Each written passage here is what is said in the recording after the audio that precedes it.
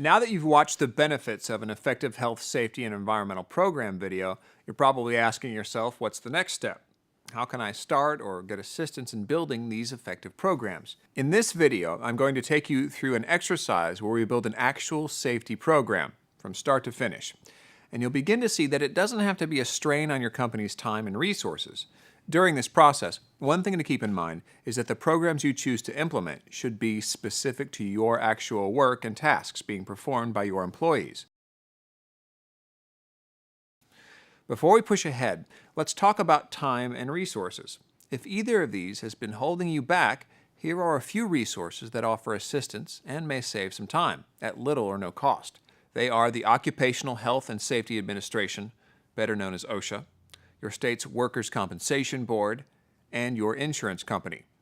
By contacting one of these agencies, you'll find the tools and direction you need, such as sample programs, form templates, and reference links to aid your company's goal of putting an effective program in place. Make use of these resources, as they're only a phone call or mouse click away. So, as we begin building a program, let's discuss certain requirements that should be included. An effective program must address management commitment and employee involvement, an overarching HSE policy written and endorsed by your company's senior management, tools such as assessments for identifying hazards specific to work you will be performing, and provisions to provide and document employee training. And to ensure that the program is successful, an effective program should explain work procedures that will keep your employees safe, be specific to the work your company actually performs, be written and available to all employees, and be effectively implemented throughout your company. We are now ready to take you through the exercise of building a personal protective equipment program for our model landscaping company, Sample Lawn Services. Let's start by covering the 5 key sections of a typical HSE program. Each program should start with a purpose. The purpose could be one sentence that explains to your employees why this program is in place and why it's important to the company and their employees' safety. The next section is called the scope. The scope explains who in your company is covered and who needs to comply with the procedures listed within this program. Scope is followed by the definition section that lists any unfamiliar words or terms within the program, as well as the routine and non-routine tasks listed that employees may or may not be required to perform. This helps employees understand what they should and should not be doing.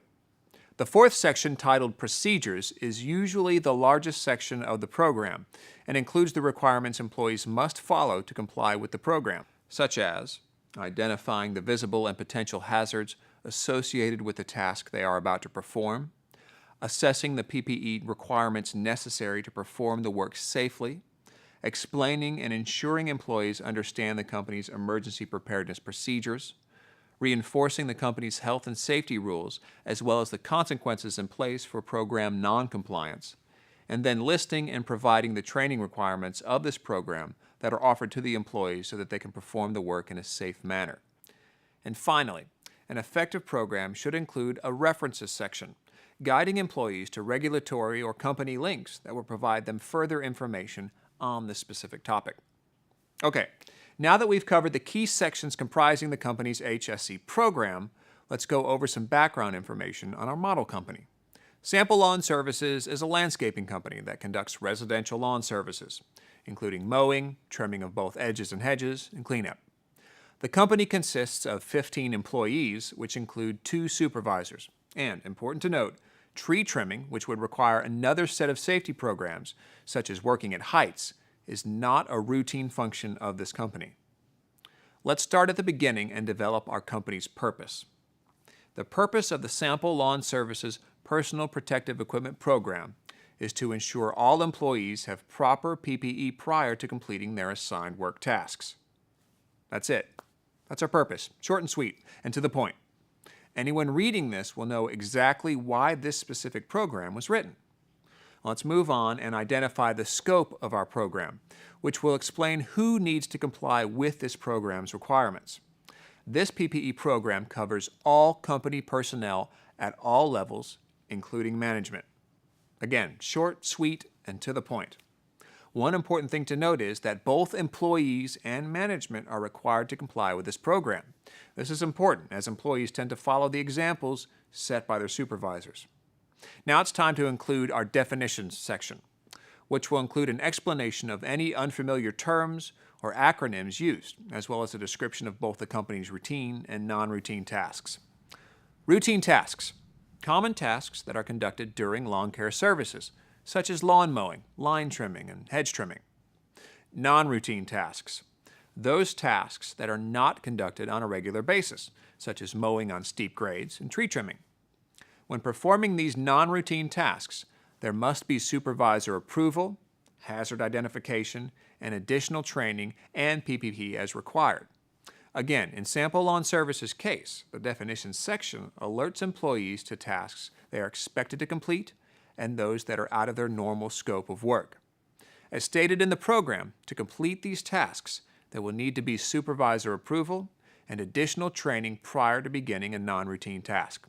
We're now ready to get into the meat of the program, the procedures section, which lists the actual PPE program requirements. We'll use a hazard assessment form to assist us in identifying our PPE needs. This form is one of many simple examples that are available on various websites.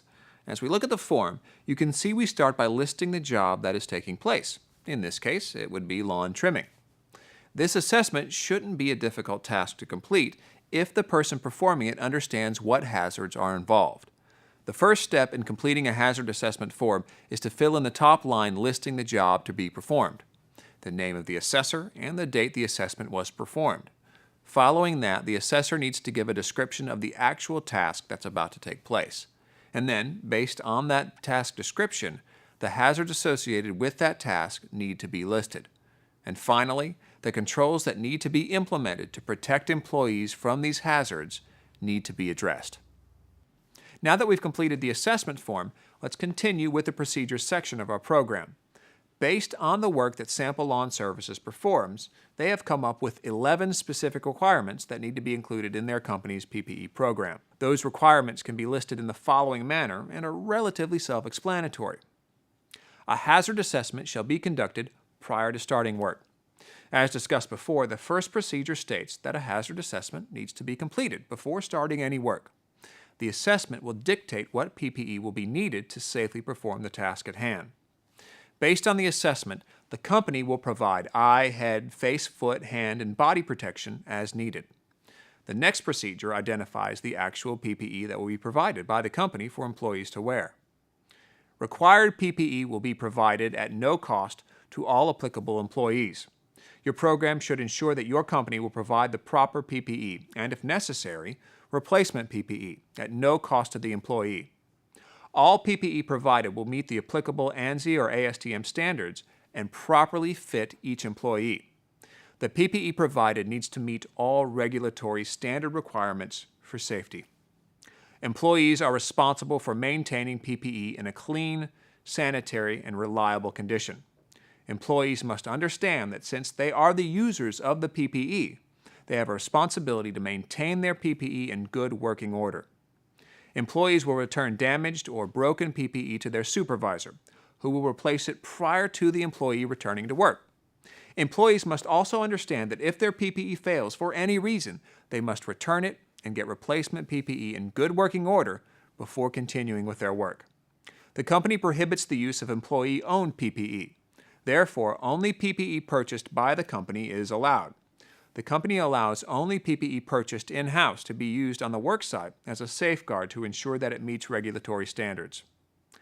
Company will ensure that documented training will be provided to each employee who is required to wear PPE, which includes when and where PPE is necessary, what PPE is necessary, how to properly put on, take off, adjust, and wear PPE, the limitations of PPE, and the proper care, use, maintenance, useful life, and disposal of the PPE.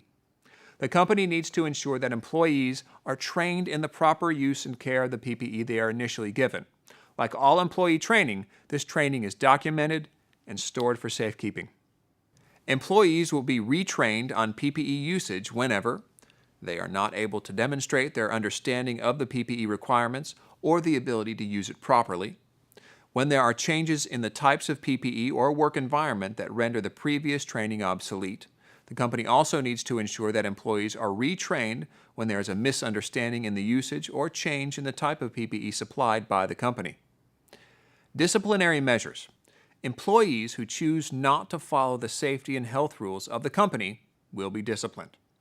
Discipline will be progressive and up to, including termination. Supervisors who are found accountable for employee actions will also be disciplined according to their level of accountability. Employees and supervisors need to be made aware of their accountabilities when it comes to following or implementing the company's rules and regulations for safety. And finally, program review. All company safety and health programs will be reviewed and updated as needed, but no less than annually. There needs to be a process that the company uses to periodically review safety and health programs so as to ensure their applicability to tasks performed.